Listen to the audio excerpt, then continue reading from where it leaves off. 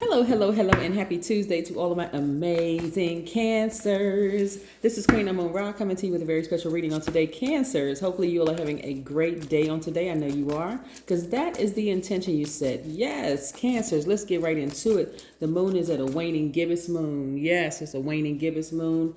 We only have a few more days for the next new moon, so we're going to get right into it. Yes. So one thing I want to tell you is that you're headed in the right direction. Yes. Take a minute to congratulate yourselves, pat yourselves on the back, know that you're headed in the right direction. Yeah, with whatever plans that you set during the last new moon and then the full moon that we had a while ago. So yes, you're headed in the right direction. Let's go. Most High God in the universe, please give a special reading for my amazing Cancers as it relates to every area of their life, specifically in areas of power and intellect, money and wealth, creativity and emotions and spirituality, and where my Cancers need to take action. I am talking to my sweethearts who are tenacious, highly imaginative, very loyal, persuasive, emotional in a good way, sympathetic, human lie detectors, charming. You all don't hold back your emotions. You give your absolute best in your empaths. Yes, I'm talking to the crabs. Yes, your ruling planet is the moon. Yes, which never goes retrograde. That's what I need to remind you all, Cancers, that it never goes retrograde. You all hold more power than you realize. And I need you all to start stepping into that power and remembering who you are. Focusing on loving yourselves deeper and harder so you remember exactly what power you hold. Yes, again, your ruling planet is the moon. Isn't that nice? A lot of emotions in these cards. Here we have Two of Cups. Yes. Cups energy is water or water signs. That's you, Scorpio, Pisces. We also have the Eight of Wands. Yes. We also have the Knight of Swords. We also have the Five of Swords. We also have the Queen of Cups. Let me make some room here. We're going to talk about the number 89 today. It's very powerful. We also have the Seven of Cups.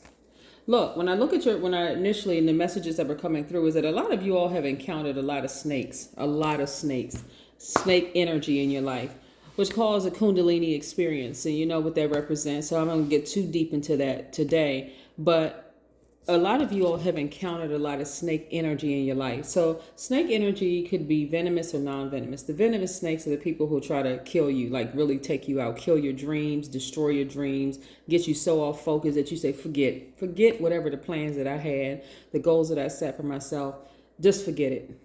Okay, mission accomplished by the snakes, right? Then you have the non-venomous snake situations in your lives that get you to move out of that comfort zone, right? Knowing that there's potential in you. There's that gets you to tap back into that drive, right?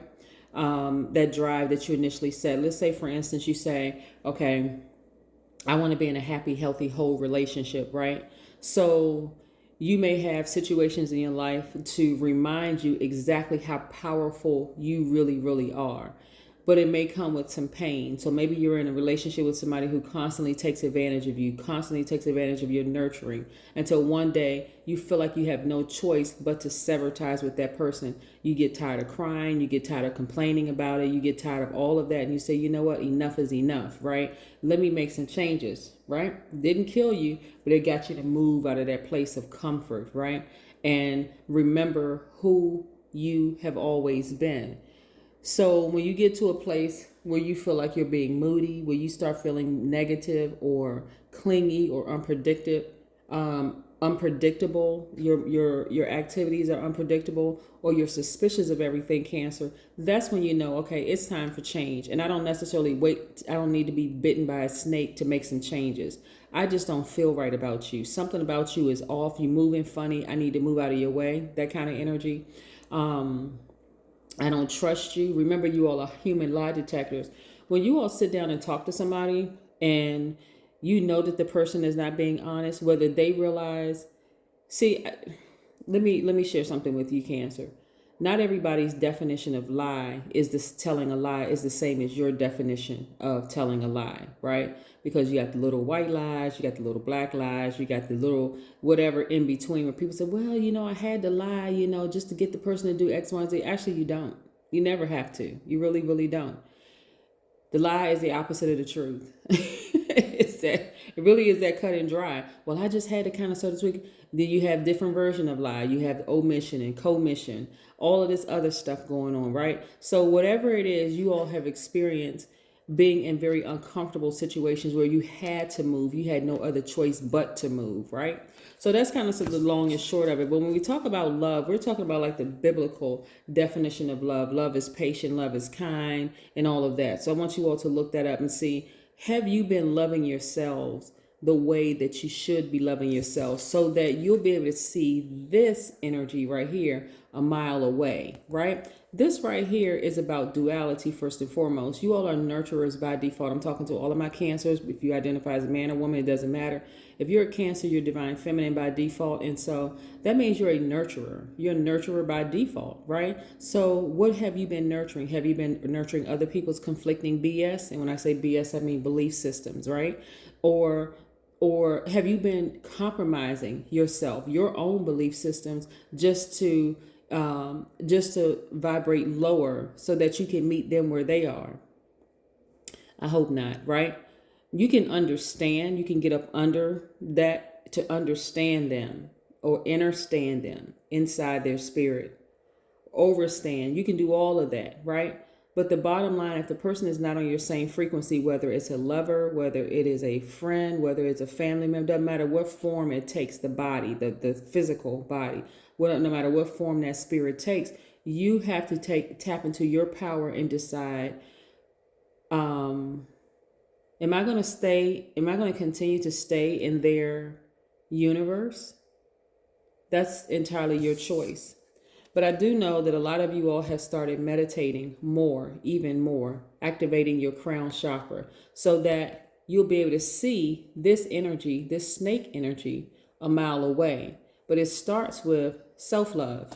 Yes, yes. Remember, you all are the money sign. Money is just energy. This is a great book, by the way. This right here, The Energy of Money, great book. Look, if you want to get it, or I think I got it from online, on Amazon, right? But this is a great book. Money is just energy. It's just energy, right? Because if we didn't have any debt, there'd be no need for money. Y'all know this by now, right? So here we have, I see a lot of things moving a lot quicker because of the self-love. That's what I'm seeing right here. You all are no longer staying in hostile relationships with a significant other who refuses to do right by you, who refuses to treat you right, right? You're no longer staying there. Matter of fact, you're hightailing it out of there. See how this person's elbows is up and their foot is up? All you see is the back of their head, the back of their hoodie. They are headed towards their dreams, doing the things that they said that they wanted to do, following that long lineage of very strong people in your family. I'm getting what the energy that I'm getting for you, Cancer, is that a lot of you all came from some very strong women in your families, right?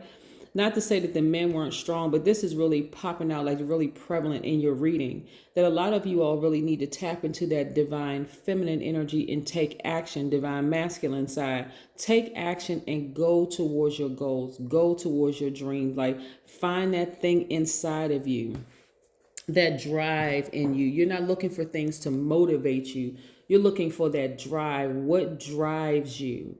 Is it being in a happy, healthy, whole marriage or partnership or whatever? What is it that you have to do? First of all, you need to clear away all that other debris, all that other stuff. Have you been putting up with people in their conflicting BS belief system? Remember, currently we have 6 planets that are retrograde right now. We have Mercury, we just went retrograde yesterday. We have Pluto, we have Uranus, we have Saturn, we have Jupiter, and Neptune are retrograde right now. So it's a lot of movement going on right now. And you know, planets that are retrograde doesn't mean that the planet is moving backwards, and it doesn't mean that the planet is moving slower, because they don't do that, right? It gives the illusion, right? So Mercury being the latest planet that went retrograde recently, that's the planet of communication. So even though, and remember, this is what you're going to use to your advantage because the moon is your ruling planet, Cancer.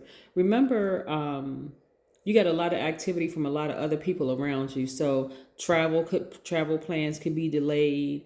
There could be a mix up in communication when it comes to emails, because technology could be emails or anything that's coming through Using technology could be somewhat delayed. Your travel plans can be delayed, whether you're on a plane, whether in a car, and all of a sudden there's construction everywhere.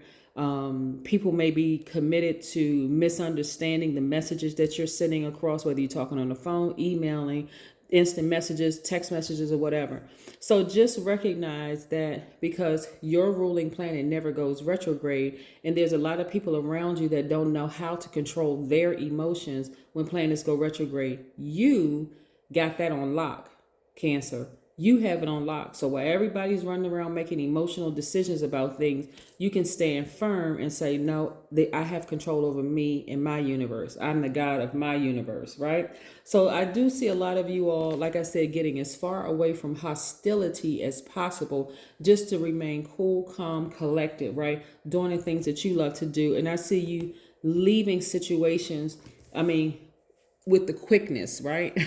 Yes, the number 89. 89 is aligned with infinite resources and is comfortable being in the spotlight. Number 89s they enjoy international, and we're talking about, when I say they, I'm talking about the energy, right? The energy. Step into the energy of the number 89. Very, very powerful. 89s enjoy international travel and the accolades that come with leadership.